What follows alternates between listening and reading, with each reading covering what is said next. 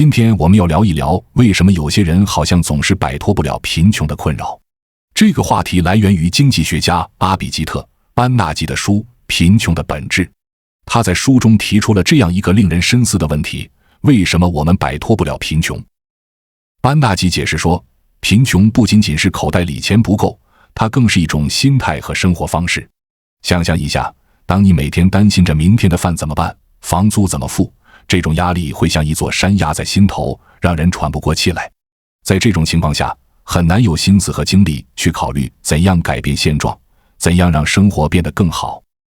而且贫穷好像是一层又一层的枷锁，包裹着人们。从外在的环境到内心的恐惧，贫穷把人们牢牢锁在了社会的底层。要是走不出来，挣脱不了，那很可能就会一直被困在这个困境里。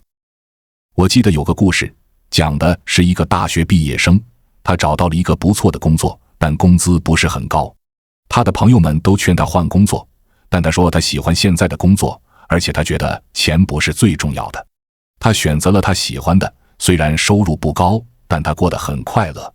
而他的一些朋友为了更高的薪水，选择了他们不喜欢的工作，每天过得很压抑。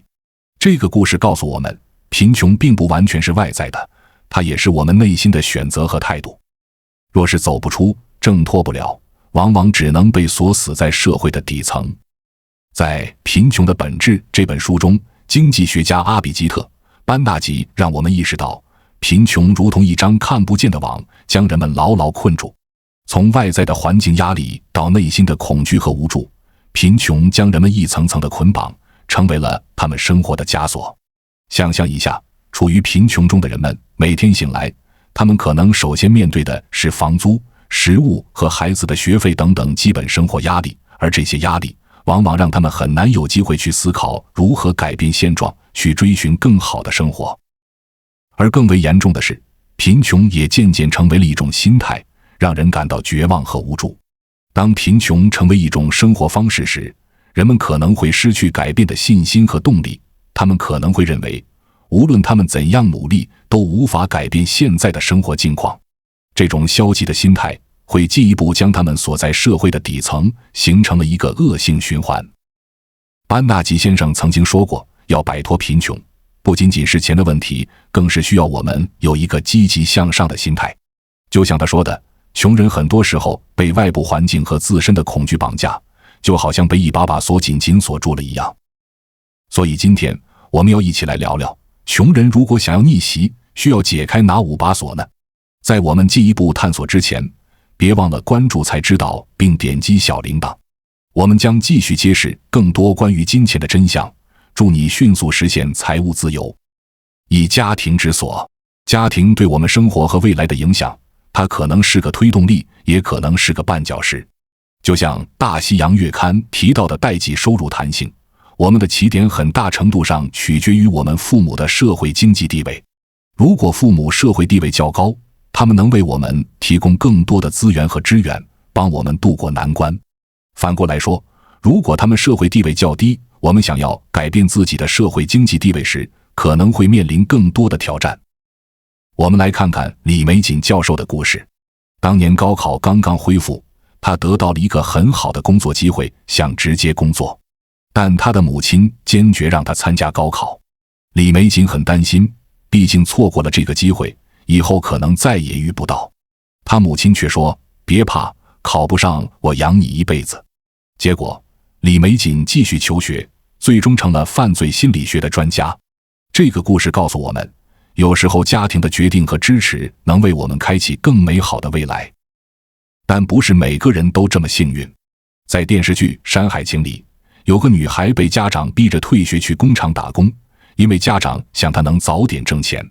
他们不知道大学毕业生的收入远超过电子厂的工人。这种短视的决定，实际上是在牺牲女孩未来几十年的财富。蔡磊磊在《认知突围》中说，贫穷的真正含义是父母无法给孩子他们自己也没有的东西，不仅仅是物质，更是思维和认知。这也是贫穷的遗传性，想要改变命运，需要个人的努力、家庭的支持和社会的帮助。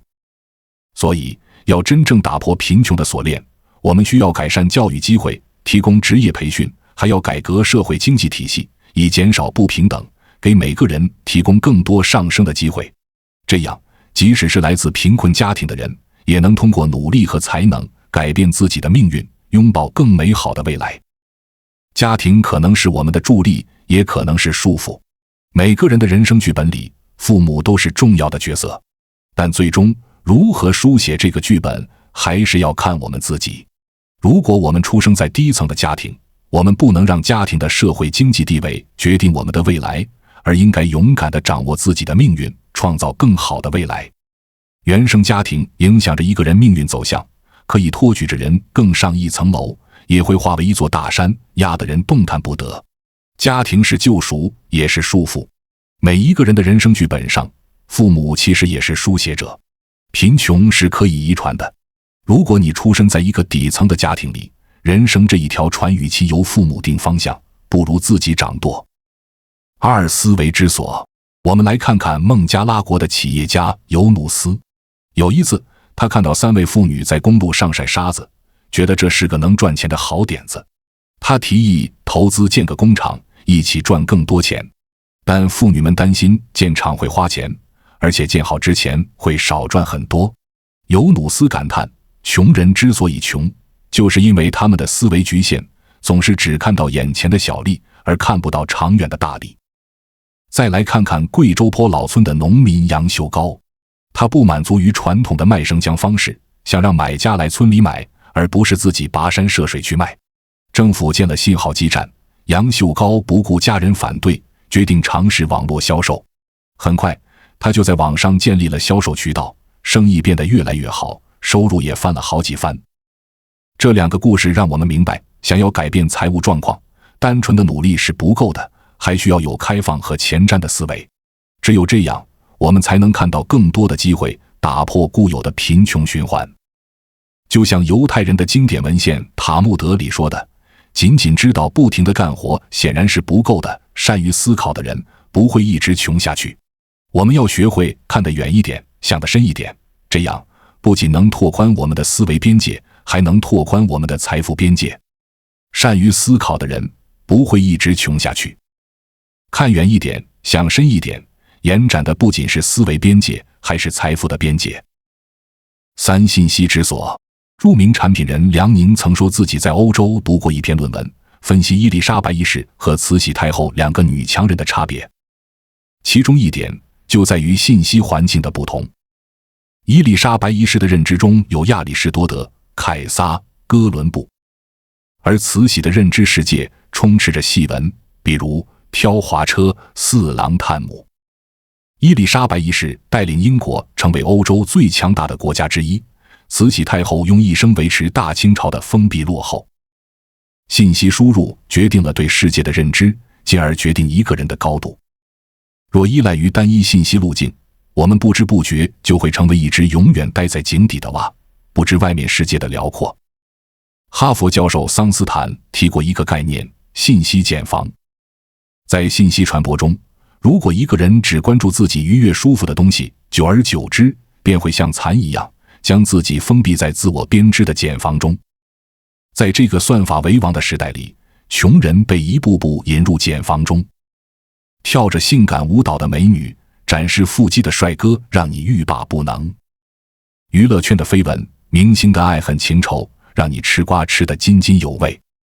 在这样的信息投喂下，我们被取悦，也被驯化，在底层中自得其乐。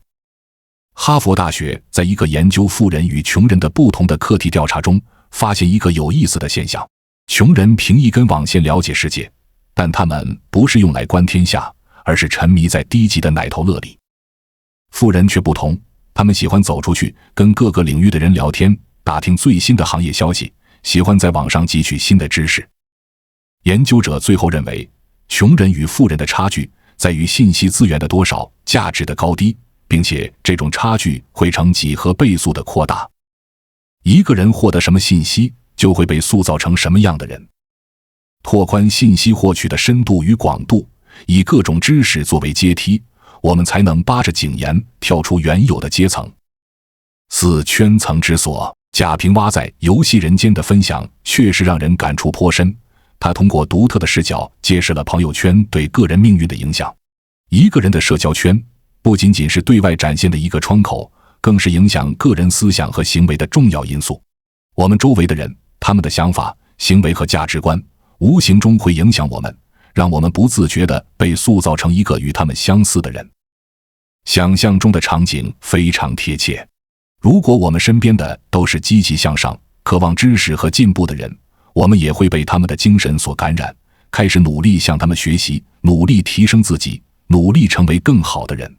但如果我们天天与那些消极、懒惰、不思进取的人混在一起，我们很可能也会被他们的消极情绪所影响，逐渐变得与他们一样，失去前进的动力和目标。表哥的故事是一个非常好的例子，他的命运和他选择的朋友圈有着直接的关联。原本充满潜力的他，因为错误的社交圈的选择，逐渐失去了前进的动力和方向，最终成为了一个与他原本潜力完全不匹配的人。我们的确不能选择生活把我们放在什么样的位置，但我们可以选择和什么样的人在一起。优秀的人会让我们感受到压力，但同时也会给我们动力，让我们不断向前。而那些消极的、消磨时间的人，只会让我们陷入他们的泥潭，失去前进的动力。人生确实像是一个升级游戏，你能通关多少，就能达到什么样的层次。我们要想在这个游戏中赢得成功，就必须选择一个能让我们不断升级、不断通关的圈子。所以，我们应该努力寻找那些能让我们成长、能让我们变得更好的社交圈，与那些能让我们开阔视野、提升能力的人在一起。只有这样，我们才能在人生的道路上走得更远，达到我们想要的高度。在这个过程中，我们会遇到困难和挫折，但只要我们坚持不懈，保持积极向前的心态，我们一定能够实现我们的梦想，成为我们想要成为的人。无恐惧之所。在人生的征途中，恐惧无疑是我们必须面对并战胜的一大障碍。它像是一把锁，将我们紧紧锁在熟悉的舒适区内，使我们无法勇敢地迈出探索未知的第一步。这种情况被形象地称为恐惧锁。恐惧是人之常情，它源于我们对未知的不确定和对失败的害怕。面对未知的挑战和可能的失败，我们的内心往往会感到害怕和不安。这种恐惧如果不能得到有效的控制和克服，很容易使我们陷入停滞不前的困境。很多时候是恐惧让我们停滞不前，我们害怕尝试新的事物，害怕走出熟悉的舒适区，害怕面对可能的失败和挫折。但我们必须明白，只有勇敢地面对恐惧，走出舒适区，尝试未知的可能，我们才能找到成功的机会，实现我们的梦想和目标。面对恐惧，我们要学会理性的分析和评估。首先，我们要明确我们的目标和愿望，明白我们为什么要走出舒适区，为什么要尝试未知的可能。只有明确了我们的目标，我们才能找到克服恐惧的动力和信心。其次，我们要学会接受失败。失败不是终点，而是成功的起点。每一次的失败都会让我们学到宝贵的经验和教训，使我们在下一次的尝试中更加从容和明智。我们要学会从失败中吸取教训，而不是被失败击败。再次，我们要学会积极面对恐惧。我们可以通过学习新的知识和技能，提高我们的自信心和能力。同时，我们也可以寻找支持和帮助，比如找一个良师益友，加入一个积极向上的团队，这些都会帮助我们更好地面对恐惧，勇敢地走出舒适区。最后，我们要学会放开我们的恐惧，勇敢地尝试和实践。我们要明白，没有人能一帆风顺，成功总是属于那些勇于尝试、勇于面对恐惧的人。只有我们勇敢地走出舒适区，尝试未知的可能，我们才能找到通向成功的道路，实现我们的梦想和目标。恐惧所是我们成长和进步的一大障碍，但并不是无法克服的。只要我们勇敢面对，积极应对，我们就一定能打开这把恐惧的锁，勇往直前，走向成功。在这个过程中，我们不仅会实现我们的目标，也会收获成长和进步，成为一个更好的自己。关注我，我是才知道，带你解锁更多金钱的真相。